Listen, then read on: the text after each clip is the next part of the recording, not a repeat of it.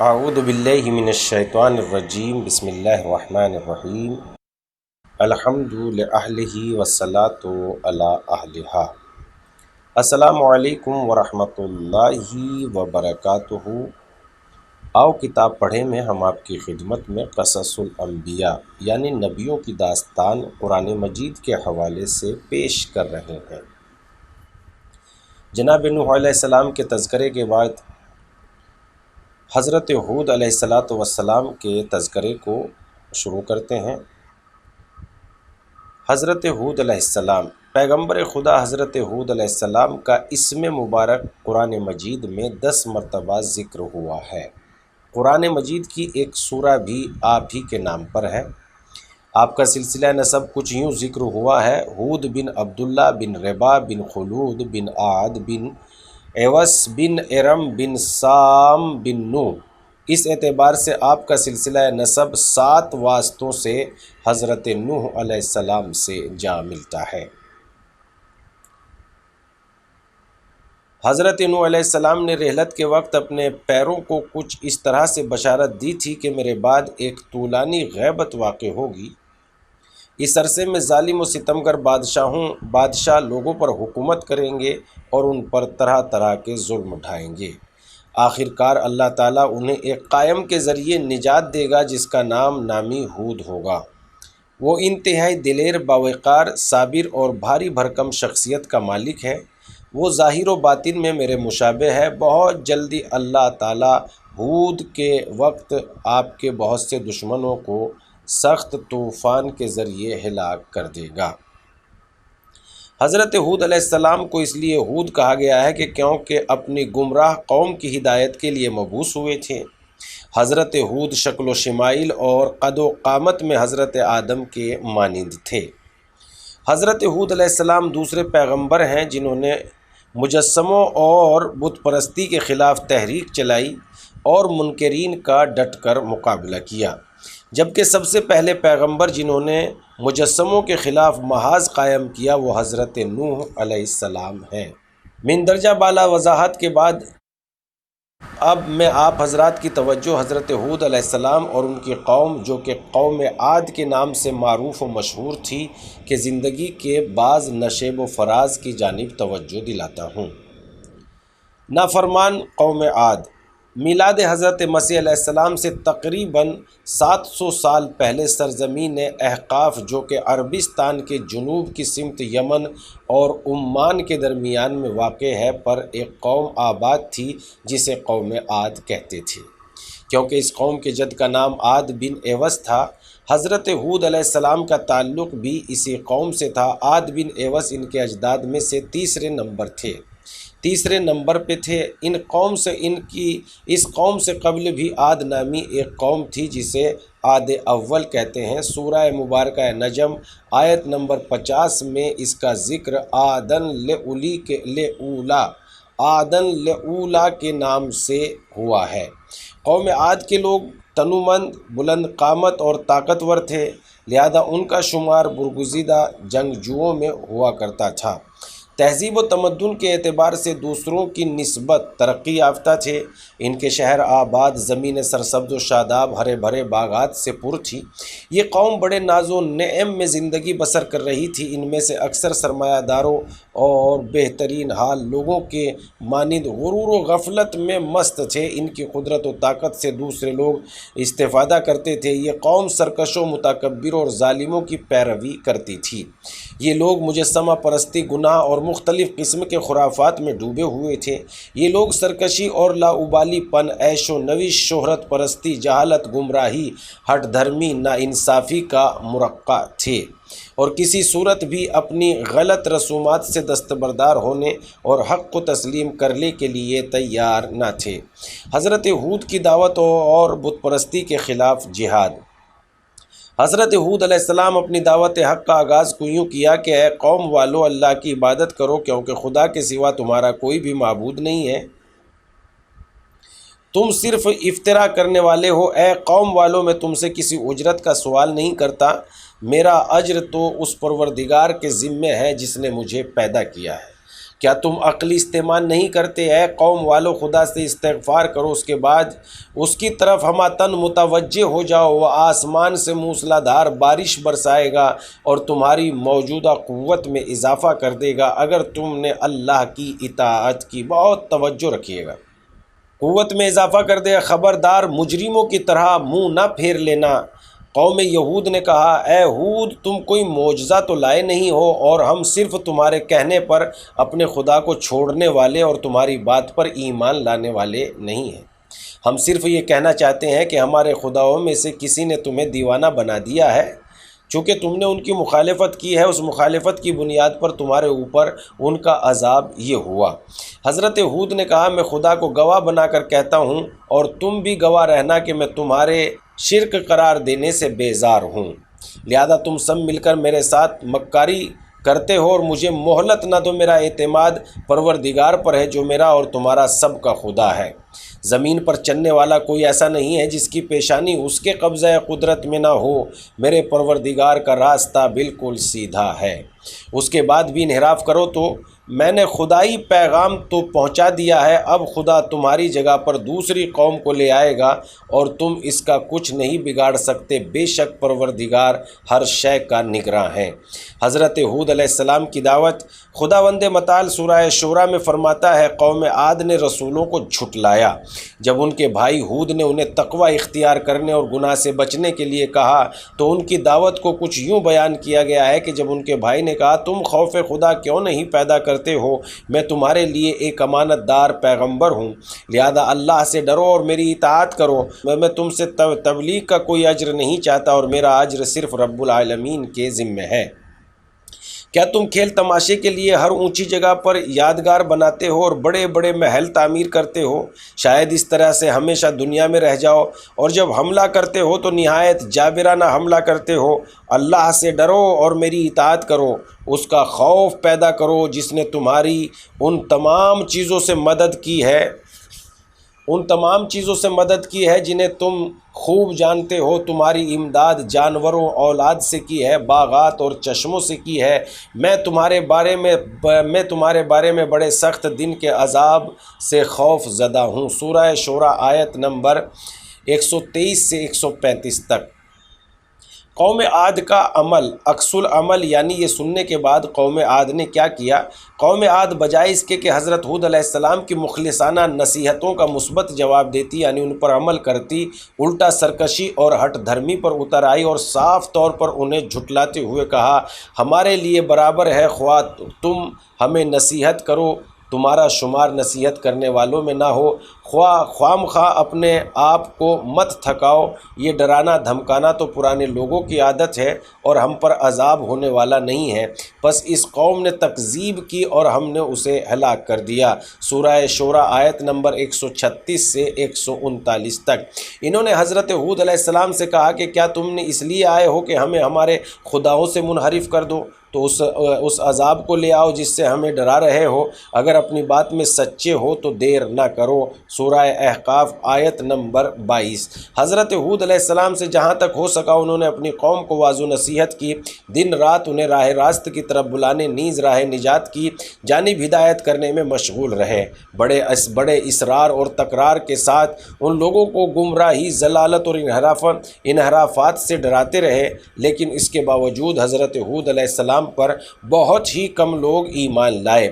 لوگوں کی قاطع اکثریت ان کے مد مقابل اٹھ کھڑی ہوئی اور حضرت کی طرف جھوٹ بولنے، جنون اور بھولا پن کی نسبت دی اور اپنے اندر انکار اور دشمنی میں اضافہ کیا۔ سورہ ہود آیت نمبر 154 اور سورہ اعراف آیت نمبر 66۔ قرآن کریم حضرت ہود علیہ السلام کی اپنی قوم کے ساتھ گفتگو کا کچھ حصہ یوں بیان کرتا ہے۔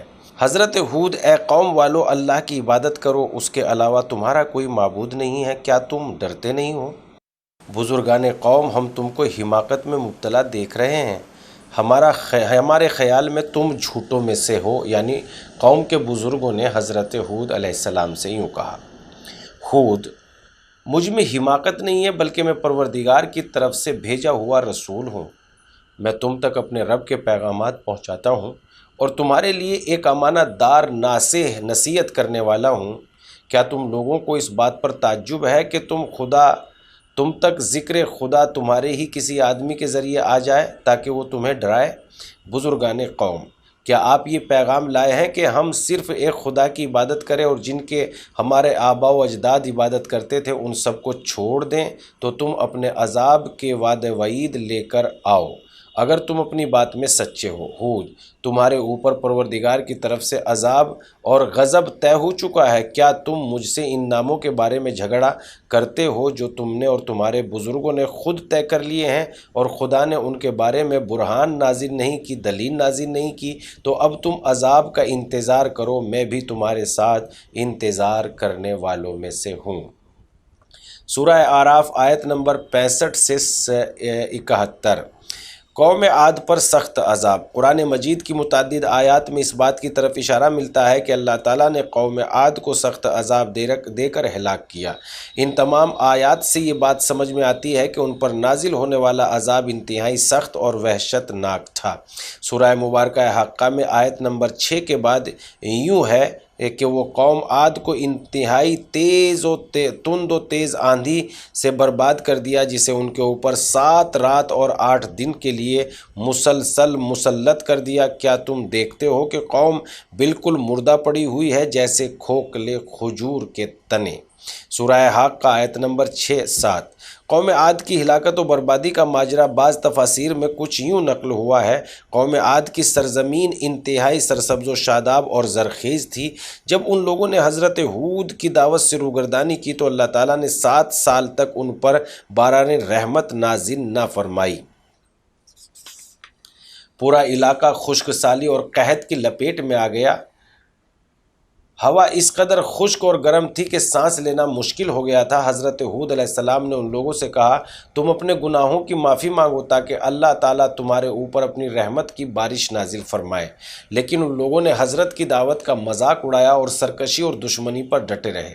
اللہ تعالیٰ نے حضرت ہود پر وحی نازل فرمائی کہ فلاں وقت میں تند تیز اور تھپیڑے مارنے والی آندھی کی صورت میں ان پر دردناک عذاب نازل کروں گا۔ آخر وہ وقت آن پہنچا جب گناہوں میں غرق قوم عاد نے آسمان کی جانب دیکھا تو انہیں کچھ بادل نظر آئے جو ان کی سرزمین کی طرف آ رہے تھے۔ ان لوگوں نے خیال کیا کہ یہ بادل بارش کی نشانی ہے، لہذا وہ بہت خوش ہوئے اور کہا کہ یہ بارش والے بادل ہیں جو ہمارے کوہساروں اور دروں اور دروں کی طرف آ رہے ہیں۔ وہ لوگ بادلوں کے استقبال کے لیے اپنے تالابوں اور دروں کی طرف گئے تاکہ بارش برسنے کا بہترین منظر دیکھیں اور اپنی روحوں کو خوشحال کریں اور تازہ کریں۔ لیکن بہت جلدی ان لوگوں کو بتایا گیا کہ یہ بادل برسنے والے نہیں ہیں، کیونکہ وہ وحشت ناک عذاب ہے جس کی طرف تم لوگوں نے بڑی تیزی سے قدم بڑھائے ہیں، اور اپنی طرف خود اپنے اعمال کی وجہ سے تم نے عذاب بلایا ہے۔ یہ سخت قسم کی تند و تیز آندھی اور دردناک عذاب کی حامل ہوگی۔ زیادہ دیر نہ گزری تھی کہ وہ تند و تیز اور غارت گر آندھی سر پر آن پہنچی اور آنن فانن میں یعنی ان کے اموال اور مویشیوں سمیت ان کو نیست و نابود کر دیا۔ سب سے پہلے یہ لوگ اس گرد و غبار کی طرف اس وقت متوجہ ہوئے جب ان کی سرزمین پر پہنچی تو ان کے خیموں اور اطراف و اکناف میں پھیلے ہوئے مال و مویشیوں کو ان کے محافظوں کے سمیت اتنا اونچا لے گئی، ہوا اتنا اونچا لے گئی کہ وہ ایک مکھی کے مانند نظر آ رہے تھے۔ جب ان لوگوں نے یہ وحشت ناک منظر دیکھا تو خوف کے مارے اپنے گھروں کے دروازے بند کر لیے، لیکن آندھی اس قدر تیز تھی کہ اس نے دروازے اکھاڑ کر فضا میں بلند کر دیے اور زمین پر دے مارے اور ان کے بے جان لاشوں کو ریت کے ٹیلوں کے نیچے چھپا دیا۔ وہ اس قدر عذاب الہی میں گرفتار ہوئے جیسا کہ قرآن نے یوں بیان کیا ہے، ما تذر من شیء آتت علیہ الا جعلتہ کالرمیم۔ وہ باد تند جس کے پاس سے گزر جاتی تھی اسے بوسیدہ ہڈیوں کی طرح ریزہ ریزہ کر دیا کرتی تھی، جیسے خشخاش کے بکھرے ہوئے دانے ریزہ ریزہ ہو جاتے ہیں۔ اس کے بعد حضرت ہود علیہ السلام اور مومنین کی نجات، جیسا کہ سورہ ہود کی آیت نمبر 58 میں خداوند متعال کا فرمان ہے، اور جب ہمارا حکم آ پہنچا تو ہم نے ہود کو اور جو لوگ اس کے ساتھ ایمان لے آئے تھے انہیں اپنی مہربانی سے سب کو سخت عذاب سے بچا لیا۔ اور وہ کیسے بچایا، طریقہ بھی بیان کیا گیا ہے۔ بعض روایت کے مطابق حضرت ہود علیہ السلام اور ان پر ایمان لانے والے قوم عاد کی ہلاکت کے بعد سرزمین حضر موت کی طرف ہجرت کر گیا اور زندگی کے باقی ایام وہیں گزارے۔ مولانا نے اپنی کتاب مثنوی میں حضرت ہود اور آپ پر ایمان لانے والوں کی نجات کا واقعہ اشعار میں بیان کیا ہے، جس کا خلاصہ یوں ہے: جب شدید طوفان اور تند و تیز آندھی 7 راتوں اور 8 دنوں تک قوم عاد پر نازل ہوئی تو وہ جس تک پہنچی اسی زمین پر پٹک کر ہلاک کر دیا۔ عذاب کے پہلے دن حضرت ہود نے اپنے اور اپنے اوپر ایمان لانے والوں کے گرد ایک دائرہ کھینچا اور ان سے فرمایا، 8 دن تک اس دائرے کے درمیان میں رہو اور اس سے باہر تباہ و برباد ہونے والوں کے بکھرے ہوئے اعضاء کو دیکھو۔ سرکش طوفان نے دائرے کے اندر والوں کو ذرہ برابر نقصان نہ پہنچایا، بلکہ وہی طوفان جب ان کے پاس پہنچتا تھا تو بہترین ہوا اور روح افزا ہو جاتا تھا، لیکن منکرین کی لاشیں ہوا میں کبھی پتھروں سے ٹکراتی اور کبھی طوفان انہیں ایک دوسرے سے اس طرح ٹکراتا کہ وہ رائی کے دانوں کی طرح بکھر جاتے۔ یہ اس طریقے سے قرآن مجید نے آیات میں ان کے قوم عاد کے عذاب کی صورتحال بیان کی ہے۔ اس کے بعد آگے بہشت سے قبل شداد کی ہلاکت۔ بعض نے سورہ مبارکہ فجر کی آیت نمبر 6 سے 8 کے ذیل میں بہشت شداد اور اسے دیکھنے سے پہلے اس کی ہلاکت کا ماجرا نقل کیا ہے۔ ارشاد ہوتا ہے: الم تری کیف فعل ربک بعاد ارم ذات العماد التی لم یخلق مثلها فی البلاد۔ کیا تم نے نہیں دیکھا کہ تمہارے رب نے قوم عاد کے ساتھ کیا کیا؟ ستون والے ارم والے، جس کا مثل دوسرے شہروں میں نہیں پیدا ہوا ہے۔ سورہ نمبر فجر آیت نمبر 6 سے 8۔ روایت ہے کہ عاد جس کی قوم کو راہ حق کی ہدایت کرنے پر اللہ نے حضرت ہود علیہ السلام کو مامور کیا تھا، اس کے 2 بیٹے شداد اور شدید تھے۔ عاد کے مرنے کے بعد بیٹوں شداد اور شدید نے بدماشی سے کچھ لوگوں کو اپنے ارد گرد اکٹھا کیا اور مختلف شہروں پر حملہ کرنے کے لیے ظلمت و غارت گیری کرتے ہوئے ایک بہت وسیع و عریض بہت بڑے علاقے پر ان کی حکومت ہو گئی۔ اسی دوران میں شدید کی موت واقع ہو گئی اور شداد تنہا بلا شرکت غیر یعنی اکیلا پوری حکومت و مملکت کا مالک بن گیا۔ تکبر کے نشے میں دھت ہو گیا۔ حضرت ہود علیہ السلام نے اسے خدا پرستی کی طرف دعوت دی اور فرمایا، اگر تو اللہ کا بندہ بن جائے تو وہ تجھے بہشت جاویداں عطا فرمائے گا۔ اس نے کہا، بہشت کیسی ہے؟ حضرت ہود علیہ السلام نے اس کے سامنے بہشت خدا کی کچھ خصوصیات بیان کی تو شداد نے کہا، یہ تو کوئی چیز نہیں ہے، اس طرح کی بہشت تو میں خود بھی بنا لوں گا۔ تکبر و غرور نے اسے حضرت ہود علیہ السلام کی پیروی کرنے سے باز رکھا۔ اس نے تکبر کے نشے میں ڈوب کر ایک بہشت بنانے کا ارادہ کیا تاکہ وہ خداوند جہاں کا مقابلہ کرے، اور اس نے شہر ارم بنانے کا حکم دیا۔ اپنے لشکر کے نامی گرامی 100 پہلوانوں کو حکم دیا کہ اس شہر میں بہشت کی تعمیر کی نگرانی کریں۔ ہر پہلوان 1000 کاریگروں کی سرپرستی کرتا اور انہیں کام کرنے پر مجبور کرتا۔ شداد نے دنیا کے تمام بادشاہوں کو خط لکھا کہ ان کے پاس سونے اور جواہرات میں سے جو کچھ ہے وہ میرے پاس بھیج دیں۔ دنیا کے بادشاہوں نے اس کے حکم پر عمل کرتے ہوئے سونا اور جواہرات اس کے پاس بھیج دیے۔ ان لوگوں نے بہشت بنانے پر ایک طویل مدت صرف کی۔ جب وہ مکمل ہو گئی تو انہوں نے اس مثنوی بہشت کے ارد گرد ایک مضبوط حصار بنایا۔ اس حصار کے ارد گرد 1000 خوبصورت ترین محل تعمیر کیے اور اس کے بعد شداد کو پیغام بھیجا کہ اس بہشت کا افتتاح کے لیے اپنے وزیروں اور مشیروں کے لشکر کے ساتھ تشریف لائیں۔ شداد کافی لمبے چوڑے انتظام کے بعد زرق و برق اور اس شہر کی جانب روانہ ہوا۔ یہ شہر جزیرۃ العرب میں یمن اور حجاز کے درمیان واقع تھا۔ ابھی شہر تک پہنچنے میں 1 دن رات کا سفر باقی تھا کہ اچانک آسمانی بجلی گرجی اور آواز کے ساتھ ان پر گری اور ان سب لوگوں کو اٹھا کر سختی کے ساتھ زمین پر دے مارا۔ اس طرح وہ سب لوگ فاصلے جہنم ہو گئے اور ان کی لاشیں ٹکڑے ٹکڑے ہو گئی۔ روح قبض کرتے وقت حضرت اسرائیل کی دل سوزی۔ ایک دن رسول خدا صلی اللہ علیہ وآلہ وسلم تشریف فرماتے کہ حضرت اسرائیل آپ کی زیارت کے لیے آئے۔ رسول خدا صلی اللہ علیہ وآلہ وسلم نے ان سے پوچھا، اے برادر، کئی ہزار سالوں سے آپ انسانوں کی روح قبض کرنے پر مامور ہے، کیا ان میں سے کسی کی روح قبض کرتے وقت آپ کے دل میں رحم آیا؟ حضرت اسرائیل علیہ السلام نے جواب دیا، ہاں، اس مدت کے دوران میں فقط 2 افراد کی جان لیتے وقت مجھے ان پر رحم آیا۔ ایک دن سمندر میں طغیانی تھی، سمندر سے اٹھنے والی خوفناک لہروں نے ایک کشتی کو ہلاک کر دیا، یعنی اس کو توڑ دیا۔ اس پر سوار تمام لوگ ڈوب گئے، صرف ایک حاملہ عورت بچی جو کشتی کے ایک تختے پر سوار تھی۔ سمندر کی پرسکون لہروں نے اسے ساحل پر لا پھینکا۔ اس دوران میں اس کے یہاں ایک لڑکا پیدا ہوا، مجھے حکم ہوا کہ میں اس عورت کی روح قبض کر لوں۔ اس وقت اس بچے پر مجھے بہت رحم آیا۔ دوسرا شخص جس کی جان قبض کرتے وقت مجھے رحم آیا تھا وہ شداد بن عاد تھا، جس نے ایک خوبصورت اور بے نظیر بہشت بنانے کے لیے سال ہا سال صرف کیے اور اسے بنانے کے لیے اپنی تمام توانائی، امکانات اور مال و دولت لگا دی۔ منو سونا اور لاکھوں جواہرات کے ستون سجاوٹ کے طور پر لگائے۔ جب وہ مکمل ہو گئی تو شداد اسے دیکھنے کے لیے گیا۔ جب اس نے گھوڑے سے اترنا چاہا تو دایاں پاؤں زمین پر تھا اور بایاں پاؤں ابھی رکاب میں ہی تھا کہ اللہ کی جانب سے حکم ہوا کہ اس کی روح قبض کر لو۔ وہ بدبخت ابھی گھوڑے کی ذین اور زمین کے درمیان ہی تھا کہ مر گیا۔ اس وقت اس پر مجھے بہت رحم آیا کہ ایک شخص نے ایک عمر اس امید سے گزار دی کہ اس بہشت کا نظارہ کرے جو اس نے بڑی تمناؤں کے ساتھ بنوائی تھی، لیکن ابھی اس کی آنکھ اسے دیکھنے نہ پائی تھی کہ موت نے آ لیا۔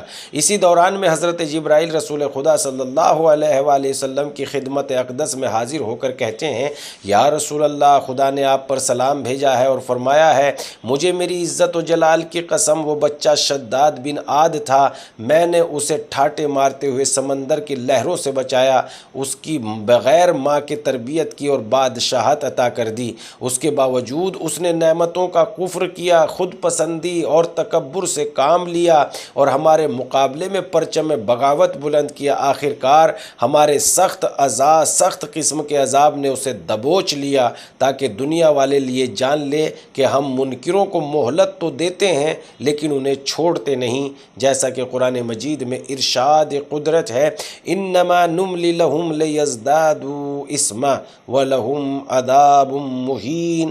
ہم تو صرف انہیں مہلت اس لیے دے رہے ہیں کہ وہ جتنا گناہ کر سکے کر لیں، ورنہ ان کے لیے رسوا کن عذاب ہے۔ یقیناً گناہ گار ہوش میں آ جائیں اور واقعاً اس دنیا کی زندگی کا ذرا حساب لگائیں۔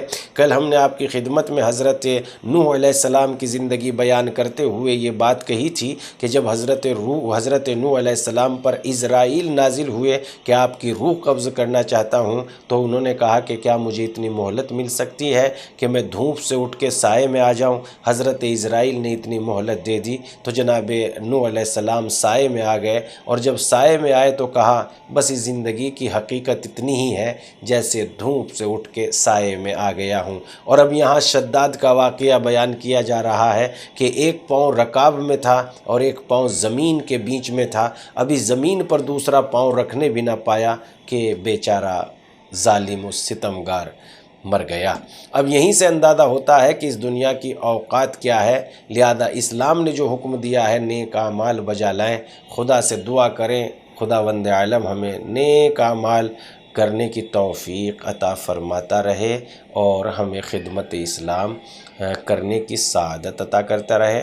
ناظرین، اپیل ہماری وہی ہے، زیادہ سے زیادہ لوگوں کو جوڑیے تاکہ یہ تاریخی معلومات، اگر ایک انسان بھی بدل جائے گا تو زندگی انشاءاللہ کامیاب ہو جائے گی۔